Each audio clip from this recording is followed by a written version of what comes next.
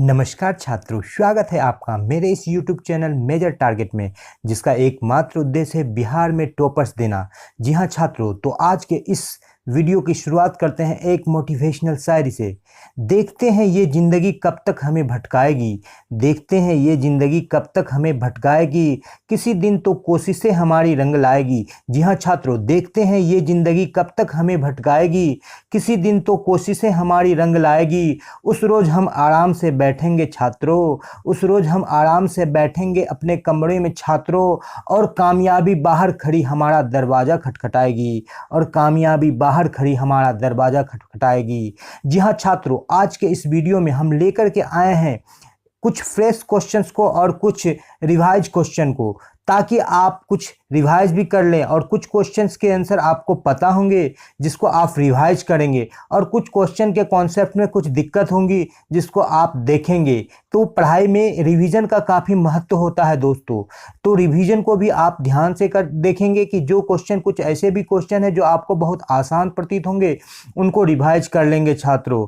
तो इस अंक में जो 6 प्रश्नों को समावेश किया गया है, वो सारे के सारे प्रश्न परीक्षा के दृष्टिकोण से काफ़ी महत्वपूर्ण है, काफ़ी उपयोगी है, उसके परीक्षा में आने की संभावना 100% है। ये सारे प्रश्न बार बार पूछे जाते हैं, इसलिए कुछ ऐसे भी प्रश्न होंगे जो आपको याद होंगे, आप उसके कॉन्सेप्ट को रिवाइज कर लेंगे, क्योंकि रिवीजन जो है सक्सेस की कुंजी कही जाती है।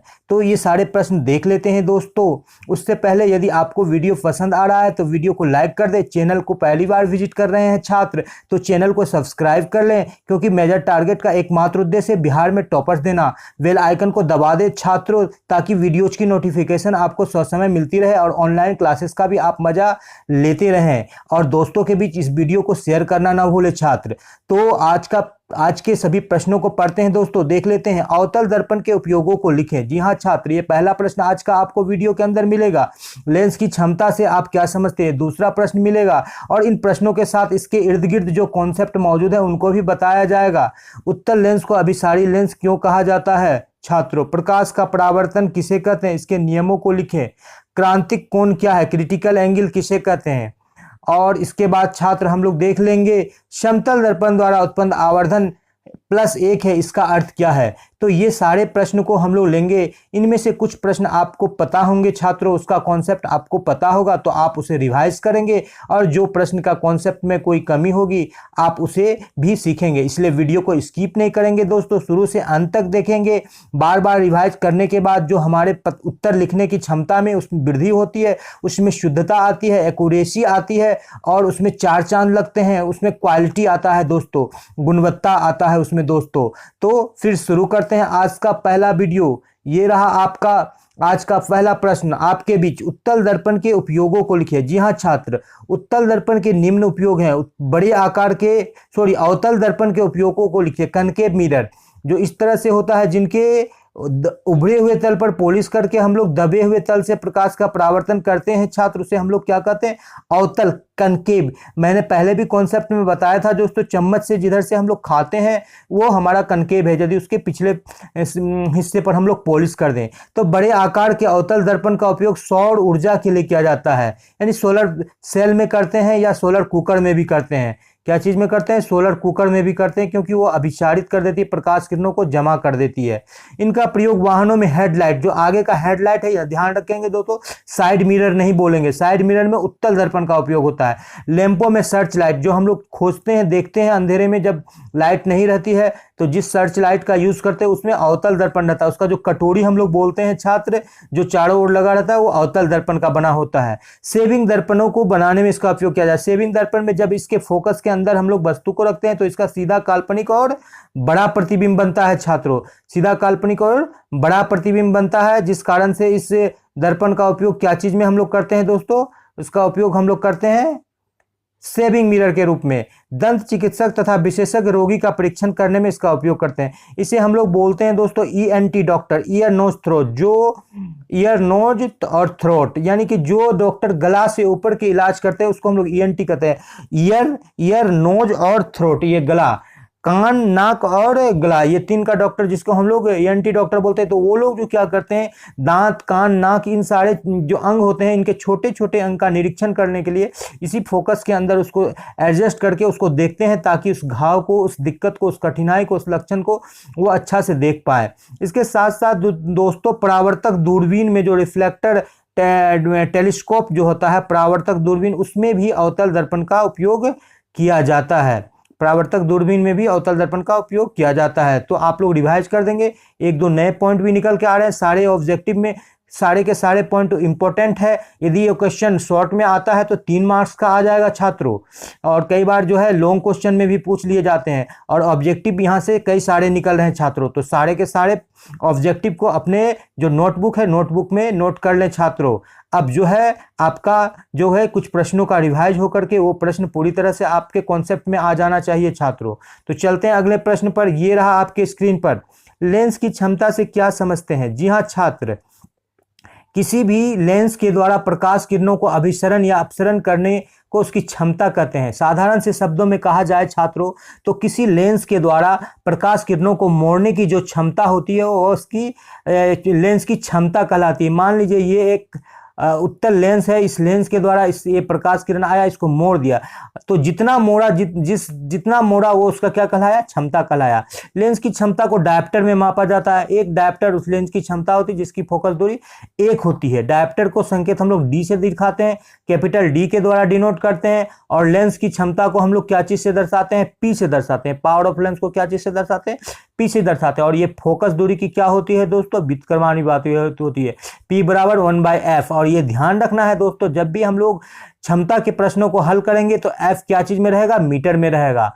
और उत्तल लेंस की जो फोकस दूरी होती है दोस्तों, इस तरह से आता है, इस तरह से कट जाता है, तो दाहिनी ओर कटता है, तो ये पॉजिटिव होती है, तो उत्तल लेंस की क्षमता भी पॉजिटिव होती है, और अवतल लेंस की फोकस दूरी भी निगेटिव होती है, तो उसकी क्षमता भी निगेटिव होती है। कई सारे लेंस को जब मिलाते हैं तो उसका जो समतुल्य क्षमता निकलता है वह उसके बीज गणितीय योग के बराबर होता है। मान लीजिए 3 लेंस को हम लोगों ने मिला दिया, तो वो P1 P2 जोड़ P3, यदि कोई अवतल है कोई उत्तल है तो एक का माइनस में भी चला जाएगा यहाँ पर क्षमता, किसी का प्लस में आएगा, तो उसका बीजगणितीय जो योग निकलेगा उससे हम लोग उसकी क्षमता को निकालेंगे। और क्षमता क्या होता है? फोकस दूरी के व्युत्क्रमानुपाती होता है। और लेंस की क्षमता क्या होता है? प्रकाश किरणों को मोड़ने या छितराने की जो उसकी कैपेसिटी होती है वही लेंस का क्षमता होता है दोस्तों।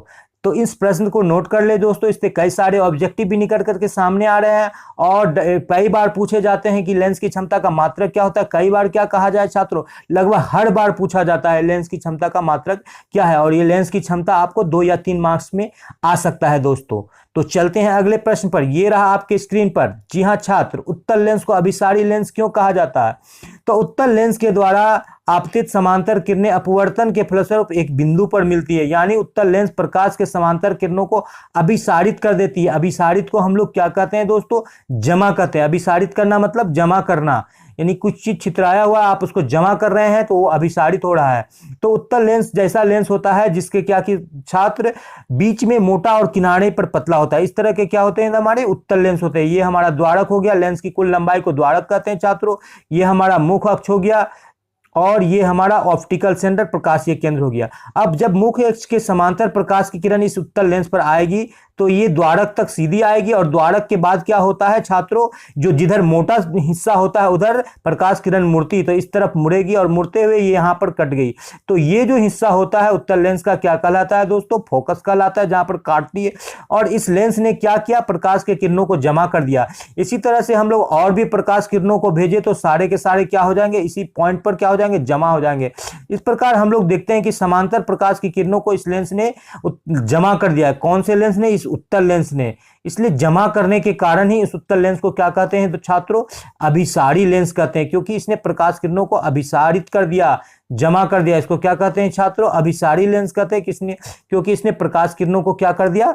अभिसारित कर दिया या जमा कर दिया। तो क्लियर है कॉन्सेप्ट छात्रों? नोट कर लें, काफी महत्वपूर्ण प्रश्न है। चलते हैं अगले प्रश्न पर। ये रहा आपके स्क्रीन पर।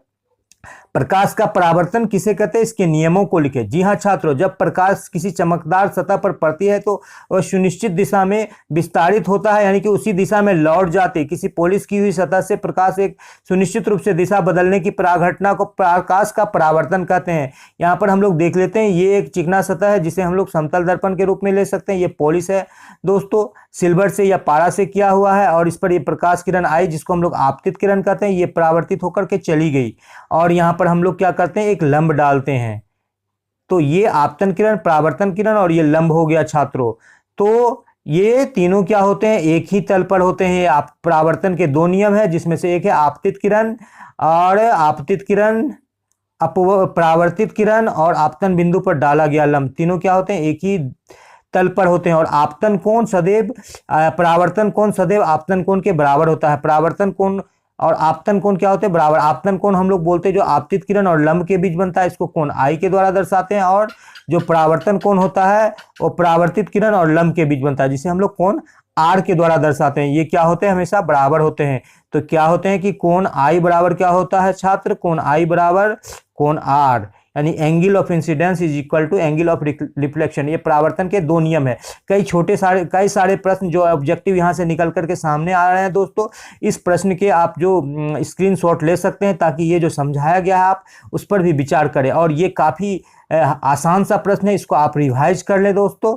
तो चलते हैं अगले प्रश्न पर। ये रहा आपके स्क्रीन पर। जी हाँ छात्रों, क्रांतिक कोण किसे कहते हैं, बहुत गंभीर कॉन्सेप्ट है। काफ़ी छात्र जो है इस क्रांतिक कोण में काफ़ी कॉन्सेप्ट को प्राप्त करने में दिक्कत महसूस करते हैं। कई छात्र हमें बार बार क्रांतिक कोण को समझने में दिक्कत की जिक्र करते हैं, तो इस बार आप समझ लेंगे और आसानी से इसको देख लेंगे। तो क्रांतिक कोण क्या होता है दोस्तों, तो जब भी प्रकाश सघन माध्यम से विरल माध्यम में जाती है, ध्यान रखेंगे छात्र, प्रकाश को किधर जाना है, सघन माध्यम से विरल माध्यम में जाना है। ये हमारा सेपरेटर हो गया, यानी कि दो माध्यम को बांटने वाला। इधर हो गया हमारा सघन यानी कि डेंस मीडियम, सघन यानी कि डेंस, और इधर हो गया हमारा विरल यानी कि रेयर मीडियम। अब ये प्रकाश किरण सघन से विरल में जा रही है तो ये दूर भागेगी। जैसे ये यहाँ से गिरा दोस्तों, तो ये इधर दूर भागी, ऐसे चली गई। अब मान लीजिए इस किरण को और ज़्यादा नीचे हम लोग झुका दें तो ये और भी ऐसे चली गई। यहाँ पर हमारा लंब है छात्रों, यहाँ पर क्या है, हमारा लंब है छात्रों। तो अब देख लेते हैं कि यहाँ से और भी हम लोगों ने किरणों को झुकाया, तो ये जो हमारा सेपरेटर लाइन था उसी पर प्रकाश किरण चली गई। तो अब जो इस कोण के लिए ये जो आपतन कोण यहाँ पर हुआ, लंब और इसके बीच बनाया गया कोण, ये जो आपतन कोण हुआ, इसके लिए अपवर्तन कोण का मान कितना हो गया छात्र, 90 डिग्री। अपवर्तन कोण का मान क्या हो गया, 90 डिग्री। तो वह आपतन कोण जिसके लिए अपवर्तन कोण का मान 90 डिग्री हो जाए, वह आपतन जिसके लिए अपवर्तन कोण का मान 90 डिग्री हो जाए, उसको हम लोग क्या कहते हैं, क्रांतिक कोण। तो क्रांतिक कोण कौन हो गया दोस्तों, तो आपतन कोण। जैसे यहां से जब डाले, तो यहां से जब हम लोगों ने डाला तो इधर से निकल गया प्रकाश, फिर नीचे किए तो फिर ऐसे निकल गया, और फिर और नीचे किए तो ये क्या हुआ, इसी लाइन पर चला गया, यानी कि उसका अपवर्तन कोण कितना हो गया, 90 डिग्री। तो ऐसा आपतन कोण जिसके लिए अपवर्तन कोण का मान क्या हो जाए, 90 डिग्री हो जाए, ऐसा आपतन कोण जिसके लिए अपवर्तन कोण क्या हो जाए, अपवर्तन कोण 90 डिग्री हो जाए छात्रों, उसको हम लोग क्या कहते हैं, क्रांतिक कोण कहते हैं। जब प्रकाश किरण सघन माध्यम से विरल माध्यम में प्रवेश करती है तो अभिलंब से दूर चली जाती है, अर्थात विरल माध्यम में बना अपवर्तन कोण 8 सघन माध्यम में बने आपतित कोण से बड़ा होता है। यदि विरल माध्यम में बना अपवर्तित कोण एक समकोण के समान हो जाए तो उसके सापेक्ष सघन माध्यम में बना आपतित कोण क्या कहलाता है, क्रांतिक कोण कहलाता है। इसका आप स्क्रीनशॉट ले लीजिए छात्र। अभी हमको यहाँ पर जो क्रांतिक कोण के बाद का कॉन्सेप्ट होता है छात्रों, जिसको हम लोग पूर्ण आंतरिक परावर्तन कहते हैं, उसको भी यहाँ पर हम लोग समझ लेंगे छात्र, क्योंकि क्रांतिक कोण से ही पूर्ण आंतरिक परावर्तन, टोटल इंटरनल रिफ्लेक्शन और मृगमरीचिका का कॉन्सेप्ट जुड़ा हुआ है छात्र। इसका स्क्रीनशॉट ले लेंगे आप, ताकि आप फिर पूर्ण आंतरिक परावर्तन को समझ लीजिए, और स्क्रीनशॉट के बाद फिर हम आपको क्रांतिक कोण समझाएंगे। तो स्क्रीनशॉट ले ले छात्र, आगे हम लोग बढ़ेंगे। तो ये रहा आपके स्क्रीन पर, फिर एक बार हम लोगों देखते हैं कि ये हमारा एक सेपरेटर हो गया, ये सघन माध्यम हो गया, सॉरी ये विरल माध्यम हो गया, ये विरल माध्यम हो गया, और सॉरी बार बार गलती हो रही है, ये सघन माध्यम हो गया और ये विरल माध्यम हो गया। सघन से विरल में प्रकाश जा रही है, तो प्रकाश ये हमारा लंब गिर गया, ये लंब गिर गया। ठीक है, प्रकाश कहाँ जा रही, सघन से विरल में जा रही है। ये इस तरह से गई और ये ऐसे चली गई, और एक ये दूसरा ऐसा डाले हम लोगों ने कि ये प्रकाश इसी सेपरेटर लाइन से चली गई, यानी अपवर्तन कोण का मान कितना हो गया इस किरण के लिए, 90 डिग्री। तो इसको हम लोग क्या कहेंगे दोस्तों, इस अपवर्तन कोण को, इस आपतन कोण को हम लोग क्या कहेंगे, ये आई हम लोग क्या कहलाएगा, क्रांतिक कोण। इसको हम लोग साइन सी द्वारा डिनोट करते हैं, साइन सी। क्रांतिक कोण को क्या चीज दिखाते हैं, साइन सी के द्वारा। अब इस क्रांतिक ये आप इस आपतन पर हमारा क्या हो जाता, क्रांतिक कोण प्राप्त हो जाता। जब इससे नीचे से हम लोग आपतित करेंगे, इससे ज्यादा एंगल का अपवर्तन कोण डालेंगे, तो ये प्रकाश इस माध्यम में, इस विरल माध्यम में अपवर्तित होने के बजाय पुनः उसी सघन माध्यम में क्या हो जाएगी, परावर्तित हो जाएगी, जिसको हम लोग क्या बोलते हैं दोस्तों, पूर्ण आंतरिक परावर्तन। उसको हम लोग क्या बोलते हैं, पूर्ण आंतरिक परावर्तन। क्या बोलते हैं छात्रों, पूर्ण आंतरिक परावर्तन। यानी कि ऐसा आपतन कोण जिसके लिए अपवर्तन कोण का मान क्रांतिक कोण से अधिक हो, ऐसा आपतन कोण जिसके लिए अपवर्तन कोण का मान क्रांतिक कोण से अधिक हो, यानी कि 90 डिग्री से अधिक हो, ग्रेटर देन 90 डिग्री। तो उसको, उस स्थिति में क्या होती है कि प्रकाश विरल माध्यम में अपवर्तित होने के बजाय सघन माध्यम में ही परावर्तित हो जाती है, और उसे हम लोग क्या कहते हैं छात्रों, उसे हम लोग कहते हैं पूर्ण आंतरिक परावर्तन। उसे हम लोग क्या कहते हैं, पूर्ण आंतरिक परावर्तन। उसे क्या कहते हैं, पूर्ण आंतरिक परावर्तन, पूर्ण आंतरिक परावर्तन। और पूर्ण आंतरिक परावर्तन के ही कारण रेगिस्तान में मृग मरीचिका बनती है, जो कि मृग को हमेशा पेड़ पौधे की छाया दिखाई जाती है। या बस वगैरह से आप जाइएगा तो आगे लगेगा कि आग की तरह लगेगा कि वो कोई गर्म धुआं, हवा उड़ रहा है, जबकि ऐसा कुछ होता नहीं है छात्रों। तो आज के कॉन्सेप्ट को, इसको स्क्रीनशॉट ले ले। किसी भी कॉन्सेप्ट में कोई दिक्कत है तो आप कमेंट बॉक्स में बेहिचक लिख सकते हैं छात्र। और चलते हैं अगले मोटिवेशनल शायरी के सेगमेंट पर। जी नहीं छात्र, अभी एक प्रश्न और बाकी है। समतल दर्पण द्वारा उत्पन्न आवर्धन +1, इसका क्या अर्थ है। तो समतल दर्पण द्वारा +1 आवर्धन होता है, इसका अर्थ है कि समतल दर्पण द्वारा जिस वस्तु का प्रतिबिंब बन रहा है, उस वस्तु का प्रतिबिंब जो होता है उसी साइज का बनाया जाता है जितने साइज का वस्तु होती है। धनात्मक चिन्ह यह बताता है कि प्रतिबिंब सीधा है। तो ये एक समतल दर्पण है। इसके सामने मान लीजिए आपने 5 सेंटीमीटर पर कोई एक वस्तु को रखा है। समतल दर्पण के सामने 5 सेंटीमीटर पर आपने किसी एक वस्तु को रखा है, तो इसका भी प्रतिबिंब, जो काल्पनिक प्रतिबिंब बनेगा, 5 सेंटीमीटर पर ही बनेगा। और 2 सेंटीमीटर यदि इसकी ऊंचाई है तो इसका भी ऊंचाई क्या रहेगा, 2 सेंटीमीटर। तो प्रतिबिंब की ऊंचाई बटे वस्तु की ऊंचाई, या प्रतिबिंब की दूरी बटे वस्तु की दूरी को हम लोग लेंगे तो हम लोगों का आवर्धन मिलता है, और ये दोनों बराबर है तो इसका मान 1 आएगा। और सीधा के लिए हम लोग क्या करते हैं, धनात्मक चिन्ह का उपयोग करते हैं। इसीलिए समतल दर्पण द्वारा आवर्धन क्या होता है छात्रों, +1 होता है। समतल दर्पण द्वारा आवर्धन क्या होता है छात्रों, +1 होता है छात्रों। क्लियर है कॉन्सेप्ट। चलते हैं अगले सेगमेंट पर। जी हाँ छात्र, रुकावटें आती है सफलता की राहों में। जी हाँ छात्र, रुकावटें आती है सफलता की राहों में, ये कौन नहीं जानता। रुकावटें आती है सफलता की राहों में, ये कौन नहीं जानता। फिर भी वह मंजिल पा ही लेता है, फिर भी वह मंजिल पा ही लेता है। टॉपर बन जाता है जो हार कभी नहीं मानता। रुकावटें आती है सफलता की राहों में, ये कौन नहीं जानता। फिर भी वो टॉपर बन जाता है, मंजिल पा ही लेता है, जो कभी हार नहीं मानता। इसलिए हार नहीं मानना है दोस्तों। मेजर टारगेट चैनल को सब्सक्राइब कर लेना है। वीडियो पसंद आ रहा है तो लाइक कर देना है, दोस्तों के बीच शेयर कर देना है। नया है तो बिल्कुल वीडियो को, चैनल को सब्सक्राइब कर लीजिए। वीडियो को शुरू से अंत तक देखने के लिए आपका बहुत बहुत धन्यवाद। साथ ही साथ इस चैनल को ढेर सारा प्यार बरसाने के लिए बहुत बहुत धन्यवाद। मैं आपका होस्ट, दोस्त और टीचर RK भारती अपने मेजर टारगेट टीम के साथ आपके बीच फिर उपस्थित होंगे एक नए संकलन के साथ, जो आपको टॉपर बनाने की दिशा में अग्रसर होगी। इसी उम्मीद के साथ कि आप अच्छे से अपने पढ़ाई को